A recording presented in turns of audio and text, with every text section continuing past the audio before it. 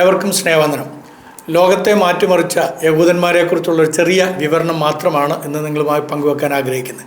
നമുക്കറിയാവുന്ന പോലെ യഹൂദന്മാരുടെ ചരിത്രം സഹസ്രാബ്ദങ്ങളുടെയും പരിശോധനകളുടെയും കഷ്ടപ്പാടുകളുടെയും സമ്മിശ്ര അനുഭവങ്ങളുടേതാണ്. യഹൂദ സംസ്കാരം തനതായ നിലയിൽ നിലനിർത്തുവാൻ എക്കാലവും അവരെ പണിപ്പെട്ടിരുന്നു എന്നുള്ളത് അവരുടെ ചരിത്ര ഗ്രന്ഥങ്ങളും അവരുടെ കിതാബുകളൊക്കെ വായിച്ചാൽ നമുക്ക് മനസ്സിലാകും. അതിനാൽ തന്നെ ജൂത ജനതയുടെ ശക്തിയും പ്രതിരോധ ശേഷിയും നമ്മുടെ ലോകത്തെ ആഴത്തിലുള്ള സ്വാധീനം ചെലുത്തിയ നിരവധി വിപ്ലവകരമായ കണ്ടുപിടുത്തങ്ങൾക്കും കാരണമായി തീരുകയും ചെയ്തു. ജൂത നവീകരണ ആശയക്കാരുടെ ചാതുര്യവും ദൃഢനിശ്ചയവും എടുത്തു കാണിക്കുന്ന ശ്രദ്ധേയമായ സംഭാവനകൾ ചിലത് മാത്രമേ നിങ്ങളുമായി പങ്കുവെക്കാൻ അവസരമുള്ളൂ. അവരെ ഭൂലോകത്തെമ്മാടികളെന്നൊക്കെ സംബോധന ചെയ്യുന്ന ആളുകൾ അവരെ പേരിനെങ്കിലും മുറുകെ പിടിച്ചിരിക്കുന്ന ഈ മാർക്സിസം ഉണ്ടല്ലോ, കമ്മ്യൂണിസം ഒക്കെ, അതൊക്കെ യഹൂദൻ്റെ സംഭാവന എന്ന് അവർക്ക് അറിയാഞ്ഞിട്ടല്ല അവരെ കയറി തെമ്മാടികളെന്ന് വിളിക്കുന്നത്. മറിച്ച് മറുവശത്ത് നിൽക്കുന്നവൻ്റെ മതമാണ് അവരെ കൊണ്ട് അത്തരം പ്രസ്താവനകളൊക്കെ നടത്തിച്ചതെന്ന് നമുക്ക് നന്നായിട്ടറിയാം. നമുക്കറിയാവുന്ന പോലെ യഹൂദികളുടെ ചില സാങ്കേതിക വിദ്യ ഉപയോഗിച്ച് നമ്മുടെ ജീവൻ ഇന്നും നിലനിർത്തുന്നു, അത് രക്ഷിച്ചുകൊണ്ടിരിക്കുന്നു എന്നുള്ളത് നമുക്കറിയാം. അതാണ് ഞാൻ പ്രാരംഭമായിട്ട് പറയാൻ ആഗ്രഹിക്കുന്നത്. നമുക്കറിയാമല്ലോ, ഈ പേസ് മേക്കർ എന്ന് പറയുന്ന ഒരു സംഭവം അല്ലേ, ഈ പേസ് മേക്കറുകളുടെയും അതുപോലെ തന്നെ ഡിഫിബ്രില്ലേറ്ററുകളുടെയും വികസനത്തിൽ ജൂത അമേരിക്കൻ കാർഡിയോളജിസ്റ്റ് ആയിരിക്കുന്ന പോൾസ് നിർണായകമായിട്ടുള്ള ഒരു പങ്ക് വഹിച്ചിട്ടുണ്ട്. ജീവൻ രക്ഷിക്കുന്ന ഈ കണ്ടുപിടുത്തങ്ങൾ വൈദ്യശാസ്ത്ര മേഖലയിൽ വിപ്ലവം സൃഷ്ടിച്ചു എന്നുള്ള നമുക്കറിയാം. മനുഷ്യ ശരീരത്തിൽ സ്ഥാപിക്കുന്ന പേസ് മേക്കറുകൾ ക്രമരഹിതമായ ഹൃദയമിടിപ്പിനെ നിയന്ത്രിക്കാൻ സഹായിക്കുകയും ഹൃദയ സംബന്ധമായ അസുഖങ്ങളുള്ളവർക്ക് ആവശ്യ പിന്തുണ നൽകുകയും ചെയ്യുന്നു എന്നുള്ളത് വളരെ കൃത്യമായിട്ട് ഈ പേസ് മേക്കർ വെച്ചിട്ടുള്ള ആളുകൾക്കറിയാം. മറുവശത്ത് ആർദിമിയ അഥവാ മറ്റ് ഹൃദയ പ്രശ്നങ്ങൾ എന്നിവയിൽ ഹൃദയത്തെ പുനരാരംഭിക്കാൻ തക്കവണ്ണം ഡിഫിബ്രില്ലേറ്ററുകൾക്ക് കഴിയുമെന്നുള്ളതും നമുക്കറിയാം. ഹൃദയ സംബന്ധമായ അസുഖങ്ങൾ ബാധിച്ച എണ്ണമറ്റ വ്യക്തികൾക്ക് പ്രതീക്ഷയും മെച്ചപ്പെട്ട ജീവിത നിലവാരവും പ്രദാനം ചെയ്യുന്ന ഈ കണ്ടുപിടുത്തങ്ങൾ വൈദ്യശാസ്ത്ര അത്ഭുതങ്ങളായി തന്നെ ഇന്ന് നിലനിൽക്കുകയാണ്. അതോടൊപ്പം തന്നെ ജനിതക എഞ്ചിനീയറിങ്ങിനെ കുറിച്ചുള്ള കാര്യം കൂടെ നമ്മൾ അറിയണം. 1972 ജൂത അമേരിക്കൻ ശാസ്ത്രജ്ഞനായ പോൾ ബെർഗ് ആദ്യത്തെ പുനഃസംയോജിത DNA തന്മാത്രകൾ സൃഷ്ടിച്ചുകൊണ്ട് ഒരു വിപ്ലവകരമായ കണ്ടെത്തൽ നടത്തി.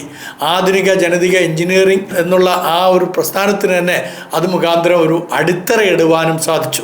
ഈ ശാസ്ത്രീയ പുരോഗതി കൃഷി മുതൽ വൈദ്യശാസ്ത്രം വരെയുള്ള വിവിധ മേഖലകളിൽ വിപ്ലവം സൃഷ്ടിച്ചു എന്നുള്ളത് ലോകത്തിലെ ജ്ഞാനമുള്ള എല്ലാവർക്കും മനസ്സിലാവും. ജനിതക മാറ്റം വരുത്തിയ ഭക്ഷണങ്ങളുടെ ആഘാതത്തെക്കുറിച്ചുള്ള ആശങ്കകളൊക്കെ ഇവിടെ കുറേ സഖാക്കൾ ഒരു കാലഘട്ടത്തിൽ വിവരിച്ചുകൊണ്ട് നടന്നിരുന്നു.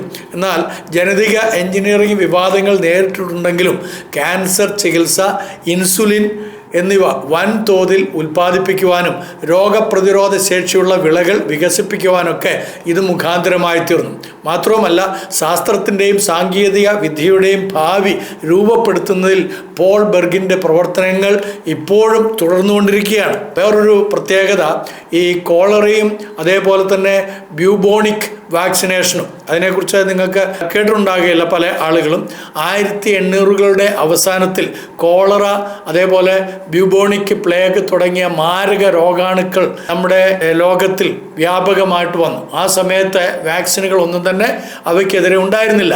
1300കളിലെ ബ്ലാക്ക് ഡെത്ത് പൊട്ടിപ്പുറപ്പെട്ടലിനെ യഹൂദന്മാരുടെ ചരിത്രപരമായി അവരാണ് ഇതിൻ്റെ കാരണക്കാരെന്ന് പറഞ്ഞവരെ കുറ്റപ്പെടുത്തിയിരുന്നിട്ടും ഇപ്പോൾ ഉണ്ടായ കോളറ പോലുള്ള ഈ വിനാശകരമായ രോഗങ്ങൾക്ക് പ്രതിവിധി കണ്ടെത്തുന്നതിൽ നിന്ന് ജൂത ബാക്ടീരിയോളജിസ്റ്റ് വാൾഡെമർ ഹാഫ്കെയിൻ പിന്മാറാൻ വിസമ്മതിച്ചു. കോളറയ്ക്കും ബ്യൂബോണിക്കും പ്ലേഗിനുമുള്ള വാക്സിനുകൾ വികസിക്കപ്പെടുന്നതിലേക്ക് ഹാഫ്കെയിൻ്റെ സമർപ്പണം അത് വളരെ ശക്തമായിട്ടുണ്ടായിരുന്നു എന്നുള്ളതാണ് നമുക്ക് ചരിത്രത്തിൽ നിന്ന് മനസ്സിലാക്കാൻ കഴിയുന്നത്.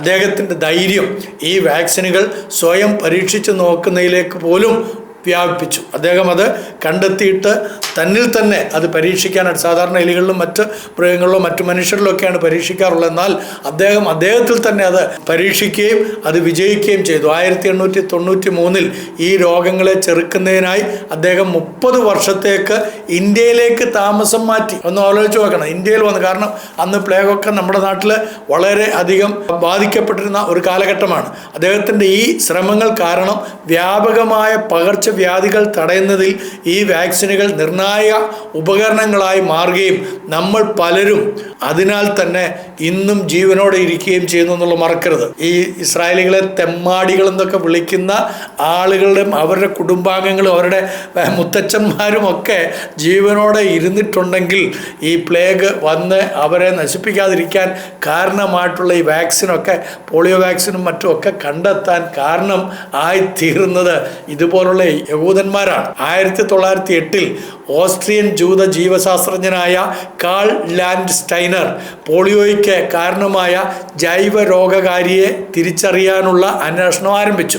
1940കളിലും 1950കളിലും ജൂത വൈദ്യ ഗവേഷകനായ ജോനാസ് സാൽക്ക് ഒരു പോളിയോ വാക്സിൻ വികസിപ്പിക്കുന്നതിനായി 7 വർഷം ചെലവഴിച്ചു.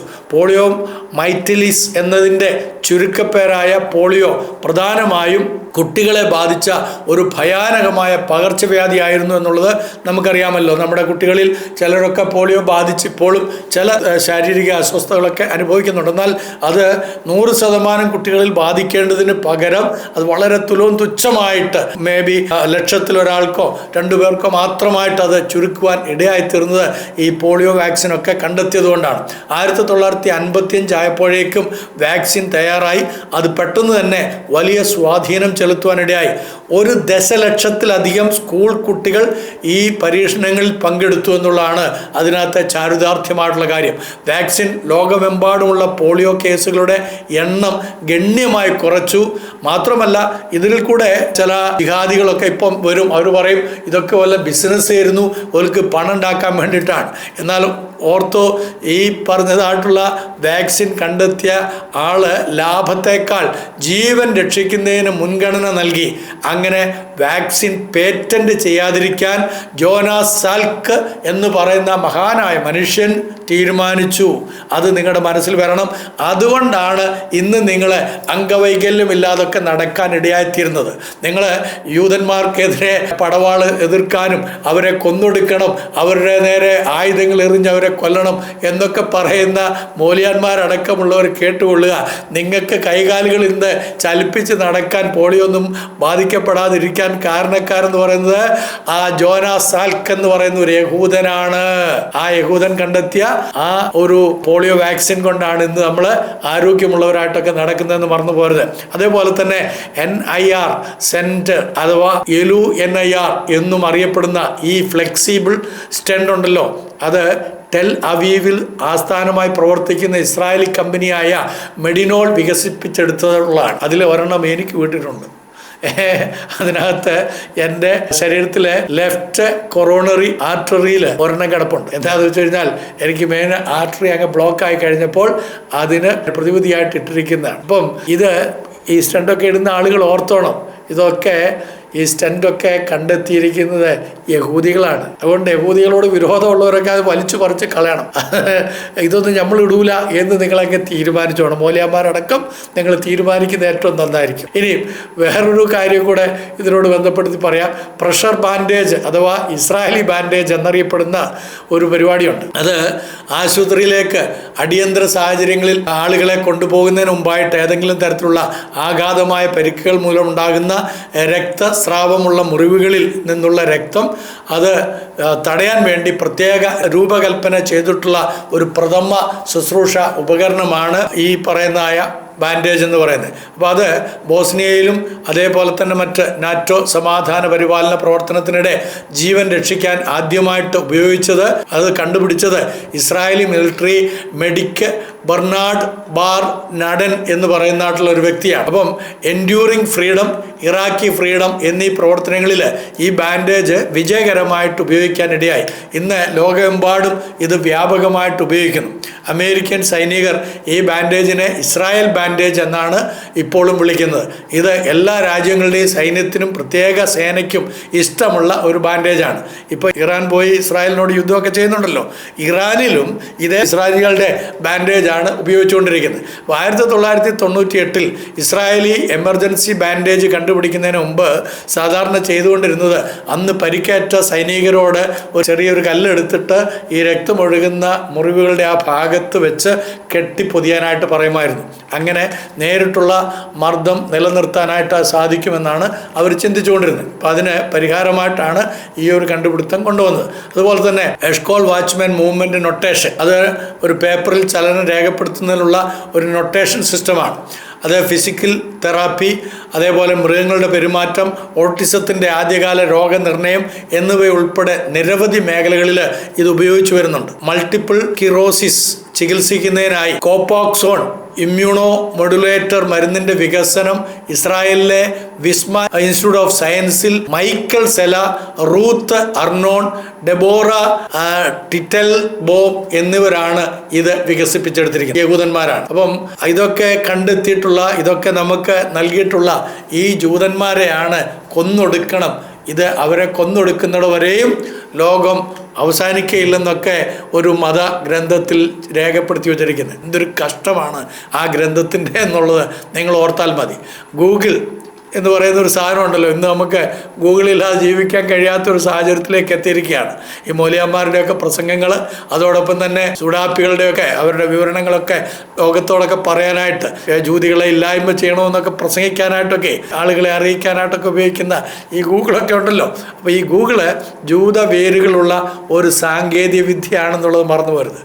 1998 ലാറി പേജും സെർജി ബ്രിനും എന്ന 2 ജൂത സഹപ്രവർത്തകർ സ്റ്റാൻഫോർഡ് സർവകലാശാലയിലെ വിദ്യാർത്ഥികളായിരിക്കെ ഗൂഗിൾ അവരെ സ്ഥാപിക്കാനിടയായിത്തീർന്നു. തുടക്കത്തിൽ ലളിതമായ സെർച്ച് എഞ്ചിനീയറായിരുന്ന ഗൂഗിൾ പിന്നീട് ഒരു സാങ്കേതിക ശക്തി കേന്ദ്രമായിട്ട് ഇന്ന് പരിഗണിച്ചിരിക്കുകയാണ്.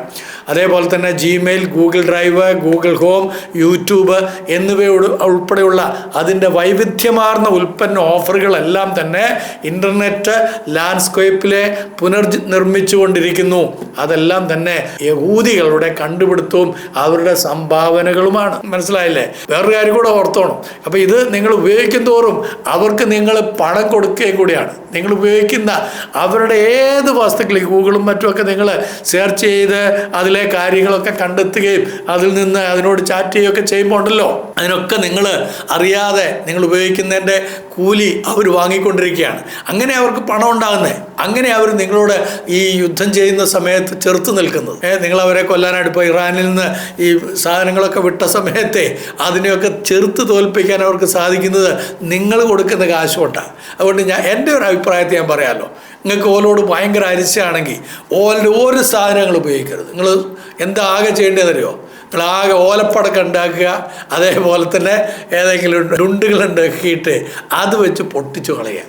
അല്ലാത്തൊക്കെ ഓല കണ്ടുപിടുത്തങ്ങളാണ് സുഹൃത്തുക്കളെ. ഇപ്പോൾ ലോകമെമ്പാടുമുള്ള ദശക്കണക്കിന് മൊബൈൽ ഉപകരണങ്ങൾക്ക് ശക്തി പകരുന്ന ആൻഡ്രോയിഡ് ഉണ്ടല്ലോ, ആൻഡ്രോയിഡ് മൊബൈൽ എന്നൊക്കെ പറയുന്നത്, ഐഫോണ്, ആൻഡ്രോയിഡ് എന്നൊക്കെ പറയുന്നത്. അപ്പോൾ അത് ഓപ്പറേറ്റിംഗ് സിസ്റ്റത്തിൻ്റെയും ഗൂഗിൾ മേൽനോട്ടം വഹിക്കുന്നു എന്നുള്ളത് മറക്കരുത്. തിന്മയാകരുത് എന്ന കമ്പനിയുടെ മുദ്രാവാക്യം ധാർമ്മിക തത്വങ്ങളോടും നവീകരണത്തോടുമുള്ള അതിൻ്റെ പ്രതിബദ്ധതയെ പ്രതിഫലിപ്പിക്കുന്നതാണ്. ഇത് ഉപയോഗിക്കുന്നത് തിന്മയ്ക്കായിരിക്കരുത്, നന്മയ്ക്കായിരിക്കണമെന്നാണ്.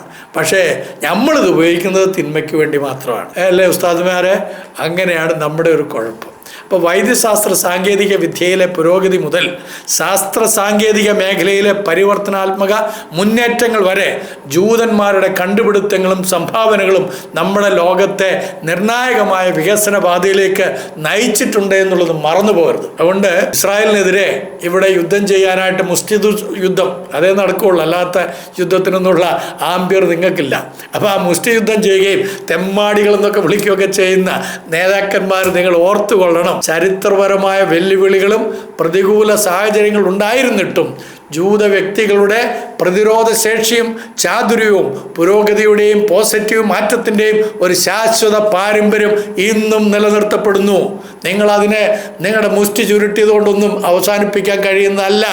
ഇത് നമ്മുടെ ആഗോള സമൂഹത്തിൽ ജൂത സംസ്കാരത്തിൻ്റെ പൈതൃകത്തിൻ്റെയും ആഴത്തിലുള്ള ഒരു സ്വാധീനം പ്രകടമാക്കുകയാണ്. അതിനാൽ എന്നെ കേൾക്കുന്ന ആരായിരുന്നാലും നിങ്ങൾ ചിന്തിച്ചു കൊള്ളുക, ജൂതരെ ഉന്മൂലനം ചെയ്യണോ അതോ അവർ ജീവിച്ചിരിക്കണോ? അവർ ജീവിച്ചിരുന്നാൽ നിങ്ങൾക്കും ജീവിച്ചിരിക്കാം. അവരെ ഉന്മൂലനം ചെയ്യണമെന്ന് പറയുകയാണെങ്കിൽ നിങ്ങളെ തന്നെ ഉന്മൂലനം ചെയ്യുന്നതിന് തുല്യമായിരിക്കും. അതുകൊണ്ട് നിങ്ങളുടെ കിതാബിലുള്ള ജൂതവിരോധം അതന്നേക്കുമായിട്ട് ഉപേക്ഷിക്കാനായി ഒരൊറ്റ മാർഗ്ഗമേ ഉള്ളൂ. ആ കിതാബ് എടുത്ത് വെളിയിൽ എറിഞ്ഞിട്ട് നിങ്ങൾ മനുഷ്യരാകുക. നിങ്ങളുടെ മതമാണ് അവരെ തെമ്മാടികളെന്ന് വിളിക്കുവാനും അവർക്കെതിരെ മുഷ്ടിയുദ്ധം ചെയ്യുവാനും നിങ്ങളെ പ്രേരിപ്പിക്കുന്നത്. അതുകൊണ്ട് ആ മതം നിങ്ങൾ എന്ന് ഉപേക്ഷിക്കുന്നോ അന്ന് നിങ്ങൾ മനുഷ്യരാകും എന്നാണ് പല ആളുകളും പറഞ്ഞുകൊണ്ട് നടക്കുന്നത്. അത് ശരിയാണെന്നാണ് എൻ്റെയും പക്ഷം. അതുകൊണ്ട് എന്നെ കേൾക്കുന്ന ബഹുമാന്യരെ, നിങ്ങൾക്ക് യൂതികളോട് വൈരാഗ്യമുണ്ടാകാം. കാരണം അവർ ലോകത്തിൻ്റെ അനുഗ്രഹമാണ്. അത് ദൈവിക വാഗ്ദത്തമാണ്. സത്യദൈവമായ യഹോവയുടെ വാഗ്ദത്തമാണ്. ഇസ്രായേൽ അനുഗ്രഹിക്കപ്പെടും. ഇസ്രായേൽ എന്നുള്ള വാക്കിൻ്റെ അർത്ഥം തന്നെ യഹോവയുടെ രാജകുമാരന്മാരെന്നാണ്. അവരെല്ലാ തലങ്ങളിലും ഉന്നതി പ്രാപിക്കും. അവരോടൊപ്പം ക്രൈസ്തവ സഹോദരങ്ങളും അവരാൽ അനുഗ്രഹിക്കപ്പെട്ടവരായതുകൊണ്ട് ലോകത്തിൻ്റെ അനുഗ്രഹമായിത്തീരും. അത് നിങ്ങൾ കണ്ണ് കടിച്ചിട്ടോ പല്ലിറുമ്മിയിട്ടോ കൊലപാതകം നടത്തണമെന്ന് പറഞ്ഞിട്ട് ഒരു കാര്യവുമില്ല.